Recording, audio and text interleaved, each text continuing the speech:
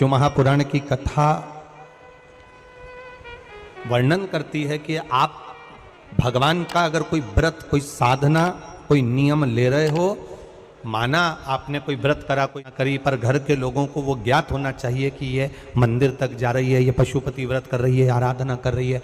आज माता पार्वती जी ने शिव जी के सम्मुख में ये बात कह दी कि मैं एकांत में जाकर भगवान का तप करना चाहती हूं और एकांत में बैठकर तप करना चाहती हूं और उस तप का जो पुण्य है वो आपको देना चाहती हूं। शंकर भगवान ने तुरंत माता पार्वती जी से कहा, सुनो जगत जननी, सुनो जगदम्बा, सुनो पार्वती, आप तप करो, मना नहीं है। आप साधना करो, मना नहीं है। आप आराधना करो, मना नहीं है। और आप सोचो कि आपकी करी गई तप साधना का पुण्य आप मुझे दे दो, तो भगवान तुरंत कहते हैं, पार्वती जी मुझे आपके तप साधना का पुण्य नहीं चाहिए, आप अपना पुण्य अपने पास में रखो, हमें आपका पुण्य नहीं चाहिए। अभी तक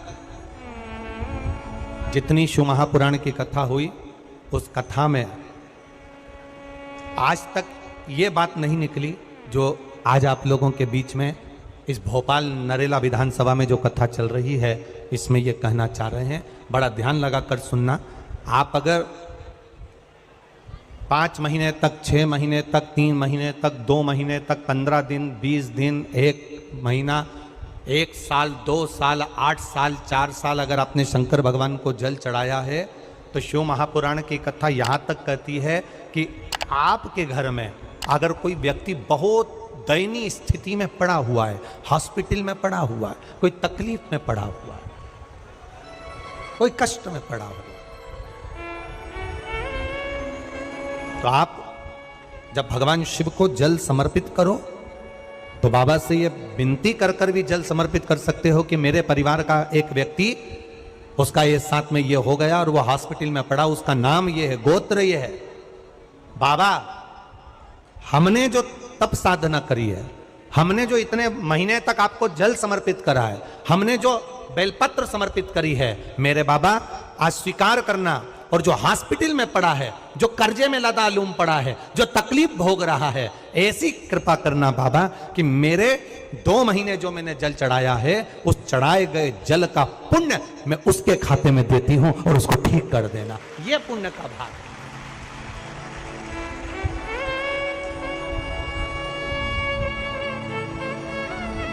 ये पुण्य का भाग है।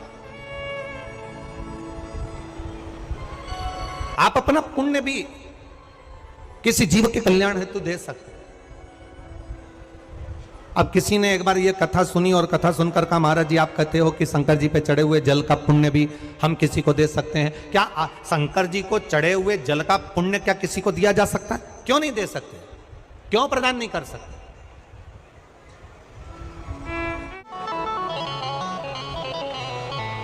एक पुण्यता अपने भीतर एक विचार फिर करिएगा। बड़े बड़े सावधानी की कथा है। आप लोग सोचो कि यह कथा यहाँ से सुनी, यहाँ से निकाल दी, बच्ची कुची थी कपड़े में झटकार दी। यहाँ कथा अगर सुनने के लिए आए हो तो थोड़ा दिल लगाकर सुनना, मन लगाकर सुनना। हो सकता है एलईडियाँ थोड़ी बंद चालू हो, मना नहीं है, पर माइक की व्यवस्था आपके पास में है तो दिल लगाकर सुनो। जहाँ मौका मिल जाए वहाँ बैठकर अपना चित्त लगाकर सुनना, क्योंकि 3 घंटे में से केवल 2.5 घंटा आपको प्राप्त होता है। बाकी का पूरा समय आप लोग यहाँ सुबह 6 बजे से रात को 3 बजे से 4 बजे से इस कथा का इंतजार करते हो। शायद दुनिया की पहली कथा होती है शिव महापुराण की कथा, जिसको लोग रात को 4-4 बजे से 3-3 बजे से जगह संभाल कर बैठकर कथा सुनते हैं।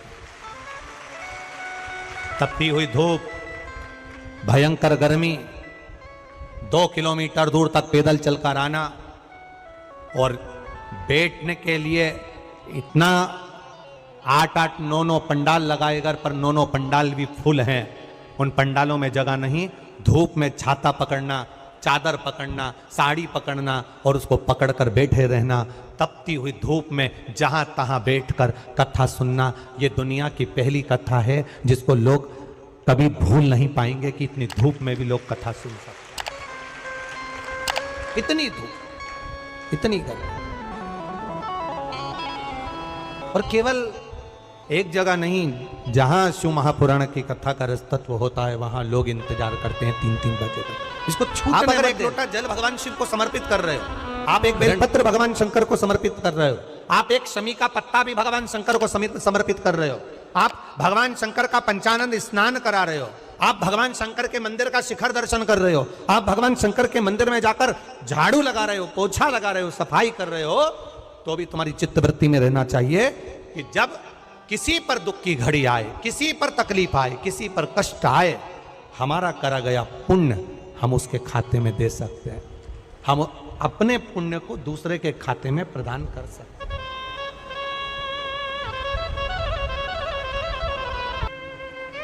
जरा ध्यान देना हो, ये बेलपत्र जो होता है, इस बेलपत्र पर कभी कभी आपने देखा होगा कि कई लोग बीच वाले पत्ते पर चंदन लगा देते हैं। ये जो बीच का पत्ता होता है इस पर लोग चंदन लगा देते हैं। शिव महापुराण की कथा कहती है, अगर भूलवश भी अनायास आपके पास बेलपत्र भी नहीं है, शिव जी का चढ़ा हुआ बेलपत्र भी अगर आपने उठा लिया और उठाकर उस बीच वाले पत्ते पर एक चावल का दाना रखकर भी आप भगवान भोलेनाथ को समर्पित कर रहे हो, तो ये समझ लेना कि तुमने महीना, 2 महीना, 4 महीना, 6 महीना, 8 महीने में, हम तो हमेशा कहते आए हैं, आज फिर कह रहे हैं, 1 महीना पूरा हो जाए जल चढ़ाते, 2 महीना पूरा हो जाए जल चढ़ाते, 3 महीना पूरा हो जाए, 4 महीने पूरे हो गए, 6 महीने पूरे हो गए, या आपका साल भर पूरा हो गया, प्रयास करा करो एक पत्ते पर एक चावल का दाना रखकर शिव जी को समर्पित करना।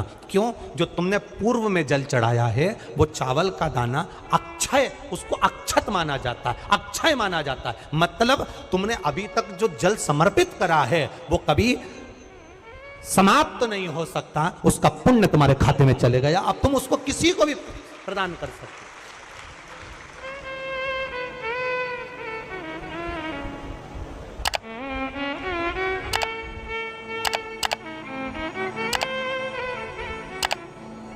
बहन भाई को तिलक करती है रक्षाबंधन पर, माथे पर तिलक लगाने के बाद में चावल लगाती कि नहीं लगाती? बोलो, जम के बोलो जरा। लगाती है? बोलते जाओ जरा। लगाती है, ठीक है। मंदिर में आप पूजन कर रहे हो, घर में कोई अनुष्ठान कर रहे हो, पंडित जी तुम्हारे मस्तक पर तिलक करते हैं तो चावल लगाते कि नहीं लगाते? बोलो बोलो, जम के बोलो। लगाते। तुम्हारे घर में शादी ब्याह होता है तो तिलक करा जाता है तो चावल लगाया जाता कि नहीं लगाया जाता? लगाया जाता। सब समय पर चावल, मस्तक पर कंकु का तिलक, चंदन का तिलक, जो भी तिलक तुम्हारे मस्तक पर लगा है, कोई अगर लगाएगा शुभ कार्य में तो चावल जरूर लगाएगा। बस एक कार्य ऐसा होता है जिस समय पर मस्तक पर तिलक करा जाता है पर चावल नहीं लगाया जाता।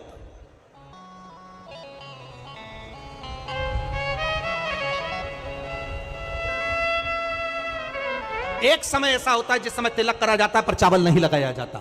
चावल का मतलब है अक्षय, मतलब बार बार भगवान ऐसा मौका लाए, बार बार भगवान ऐसी कृपा करे कि तुम ऐसा अनुष्ठान करते रहो, पुण्य करते रहो, सत्कर्म करते रहो, 16 सोमवार के व्रत करते रहो, चतुर्थी के व्रत करते रहो, तुम छठ की पूजन करते रहो, तीज का व्रत करते रहो, सोमवार का व्रत करते रहो, तुम्हारे घर में हमेशा ऐसे शुभ कार्य होते रहे। केवल अक्षय, अक्षत एक जगह पर नहीं लगाया जाता। कब नहीं लगाते अक्षत को? मस्तक पर तिलक करते समय अक्षत कब नहीं लगाया जाता? केवल एक समय पर। कब?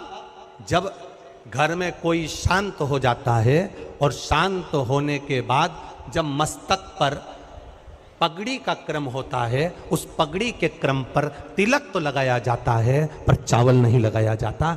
भगवान से प्रार्थना करते हैं ये बार बार मौका मत देना, जो हो गया उसको समाप्त, ऐसा मौका बार बार ना दीजिएगा। हाँ, पगड़ी पर से उठ गए, अच्छा काम करने के लिए मंदिर जा रहे हो, स्थान छोड़ने के बाद अब तिलक लगाओ और उसमें चावल ढेर सारा लगाओ, कोई मना नहीं। पर अक्षय, उस अक्षत की महत्वता को समझना कि उसको बारंबार प्राप्ति ना हो, ऐसे कार्य की प्राप्ति ना हो, अच्छे कार्य की प्राप्ति, श्रेष्ठ कार्य की प्राप्ति, शुभ कार्य की प्राप्ति। अगर मौका मिले तो एक बार भविष्य पुराण, और एक बार मौका मिले तो कुर्म पुराण, और एक बार मौका मिल जाए तो नंदी पुराण, ये 3 पुराणों का स्मरण करना, इसमें आपको अक्षत की महत्वता प्राप्त हो। भविष्य पुराण, कूर्म पुराण और नंदी पुराण, इन 3 पुराणों में आपको अक्षत की महत्वता प्राप्त होगी कि चावल की महत्वता क्या है। एक चावल का दाना जब अशोक सुंदरी वाली जगह पर चढ़ाया जाता है, एक चावल का दाना अशोक सुंदरी वाली जगह पर चढ़ाया जाता है। हम माताओं से हमेशा कहते हुए आए हैं, आज फिर निवेदन करेंगे, जिस माता के गर्भाशय में गांठ हो गई हो, जिस माता के गर्भाशय में गठान पड़ गई, अक्षत, एक चावल का दाना,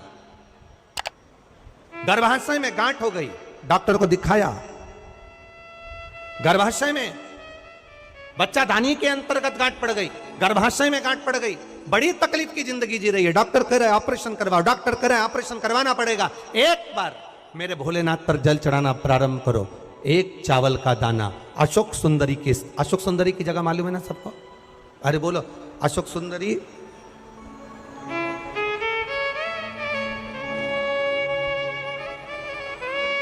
जैसे ये शिवलिंग, ये जलाधारी गोल माता पार्वती जी का हस्तकमल, यहां से जो जल बहता है, इधर गणेश जी का सीधे हाथ पर स्थान, इधर कार्तिकेय जी का स्थान, बीच में मोटी सी एक लाइन होती है शिवलिंग के सामने, वो अशोक सुंदरी का स्थान। कई बार वहां सांप बना होता है, कई बार अशोक सुंदरी का स्थान बना होता है। ये शिवलिंग, पार्वती जी का हस्तकमल, गणेश जी का स्थान, षडानंद कार्तिकेय जी का स्थान, बीच में अशोक सुंदरी का स्थान, ऊपर से जो बूंद बूंद पानी गिर रहा है वो शंकर भगवान की 5 लड़कियां, जया, विषहरा, शामरीबारी, दौतली और देव, ये शंकर जी की 5 बेटियां ऊपर से जल गिरा रही। तो अशोक सुंदरी वाली जो स्थान होता है, जब आपके गर्भाशय में या शरीर में पुरुष हो, स्त्री हो, जिसके पूरे शरीर में कहीं पर भी गांठ पड़ गई हो और गल ना रही हो, एक चावल का दाना अशोक सुंदरी वाली जगह पर चढ़ाना प्रारंभ करो, शिव जी पे जल चढ़ाना प्रारंभ करो, उस जल का आचमन करना प्रारंभ करिए। आप 3 महीना, 4 महीना, 5 महीना करते रहो, उसके बाद जांच जरूर करवाना हॉस्पिटल में जाकर कि गांठ गली कि ना गली। पर विश्वास रखो, भरोसो दृढ़ इन चरणन करो, श्री वल्लभ नक चंद्र छटाबिन सब जग माही अंधेरो। भरोसा मूर्ण होना चाहिए, भरोसा मूल हो। हमारा अगर विश्वास नहीं है तो फिर भगवान भी नहीं है। मानो तो मैं गंगा मां हूं, ना मानो तो बहता। आपका अगर भरोसा कहता है कि मैंने जल चढ़ाया और मेरा महादेव सुनेगा, आपने सोच लिया कि मेरा महादेव सुनेगा, महादेव सुनेगा।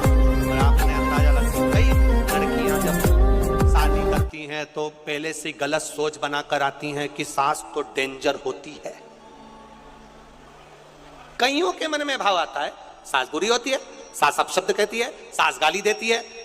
कई लोगों से सुना, जिससे मिलो उसकी सास ऐसी हो गई, कोई ने कहा हमारी सास ऐसी थी। लड़कियों ने अपनी चित्तवृत्ति में भर लिया कि सास बुरी होती है। जब चित्तवृत्ति में भर लिया कि सास बुरी होती है, तो वो कितने भी अच्छे घर में चली जाए, उसको सास बुरी ही लगेगी, ये निश्चित है। और अगर आपने मन में सोच लिया कि जो किस्मत में लिखा होगा देखा जाएगा, संसार सागर में जन्म लिया है, सुख दुख चलता रहता है। अगर कोई बेकार भी मिल गया ना, तो अपना स्वभाव से मैं उसको अच्छा बना लूंगी, मुझ में वो क्वालिटी है, तो वो अच्छा हो जाए।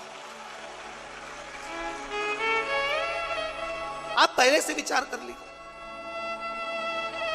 आज के जमाने में लोगों को ना तो लिखना आता है ना विचार करना आता है। एक फेसबुक पर हमको तो आशीष ने बताया, एक फेसबुक पे लिखा हुआ था, एक फेसबुक पर किसी ने लिखा था, आज पुत्र रत्न की प्राप्ति हुई, सभी मित्रों का आभार। क्या लिखा था फेसबुक पे? अरे बोलो तो जम के, आज मेरे घर पुत्र रत्न की प्राप्ति हुई, सभी मित्रों का आभार। अब मित्रों का आभार क्यों दे रहा है? पुत्र तेरा है कि मित्रों का है?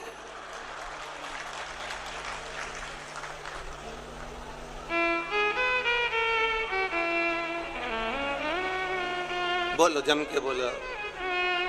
लिखना चाहिए ऐसा, पर स्मरण नहीं है। चित्तवृत्ति में नहीं आया है, ये आना चाहिए।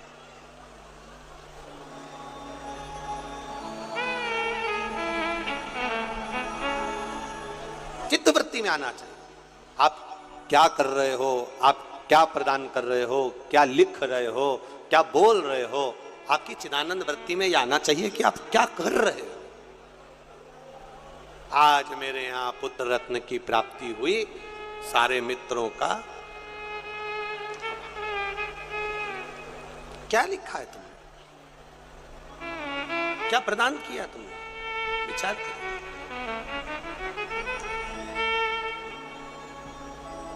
आभार किसका होना चाहिए था? आज मेरे घर पुत्र रत्न की प्राप्ति हुई, महादेव आपका आभार, आपकी कृपा, आपकी दया, आपकी करुणा, जो ये पुत्र रत्न की प्राप्ति मेरे घर में हो गई, ये आपकी करुणा से हुई, ये आपकी उदारता से हुई।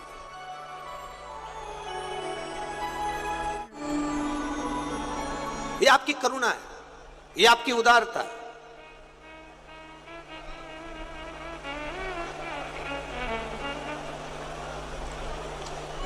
ये कथा हमने कल भी कहा था, 3 बेटियां, तीनों से गलती हो गई। आप शिव मंदिर में जाएं, कोई गलती ना हो, जल चढ़ाएं, मना नहीं, छींटा ना लगे, धीरे धीरे चढ़ाइए। और एक बात अच्छे से ध्यान में रखिएगा, शिव मंदिर से जब भी वापिस आए, जल चढ़ाकर अपना फर्ज पूरा अदा कर कर। फर्ज से मतलब जब शिव मंदिर से वापिस आए, जो पत्ती, बेलपत्री, फूल शिव जी पे चढ़े थे, वो नीचे शिवलिंग पे से नीचे गिर गए हों। एक शिवलिंग रखा है, लाना मिट्टी वाला, लाइए जरा उठा के। अब छत्तीसगढ़ में कथा चल रही, थोड़ा ध्यान से सुन लोगे एकांतेश्वर शिवलिंग का पूरा वृतांत। तो आप लोग जो पशुपति व्रत कर रहे हो या कोई भी उपास करते हो, कई लोग कहते हैं हमने करा नहीं हुआ। क्यों नहीं हुआ? उसमें हमारी गलतियों को हमें छाट। ये देखिए,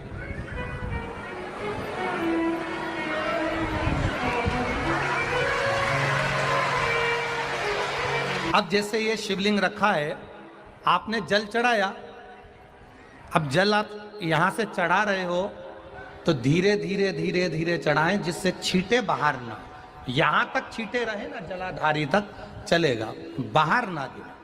और एक बात का स्मरण रहे,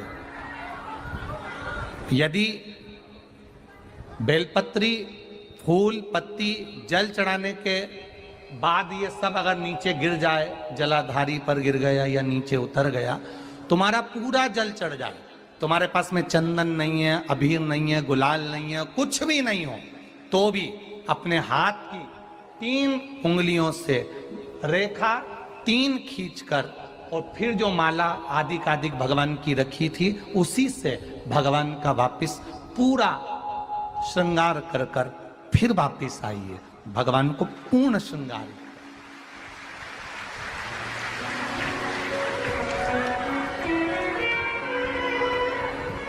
भगवान का पूर्ण श्रृंगार कर कर आइए। कई लोग जल चढ़ाने के बाद में भगवान का जो फूल पत्ती नीचे रखी रहती है, आप, हम ये नहीं कह रहे कि आप अपने घर से लेकर जाओ, आपके पास में कुछ नहीं, 1 लोटा जल चढ़ाओ, जल चढ़ाया, जो फूल पत्ती नीचे रखी हुई है उसी को उठाकर, उसको रखकर, उसी फूल से भगवान का खूब सुंदर श्रृंगार भगवान का कर कर फिर आइए।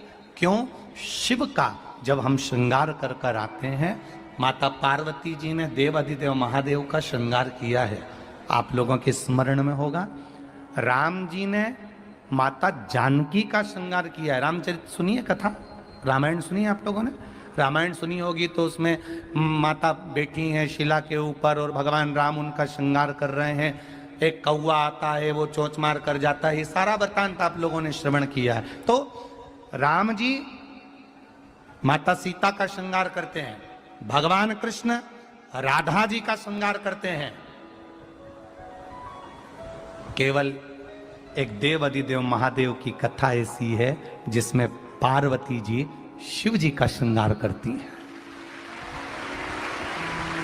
शिव का श्रृंगार। श्री शिवाय नमस्तुभ्यम। जानकारी अच्छी लगी किस लिए? चैनल को लाइक कीजिए, सब्सक्राइब कीजिए। Thanks for watching. Thank you. Her her Mahadev, her her Mahadev, her her Mahadev.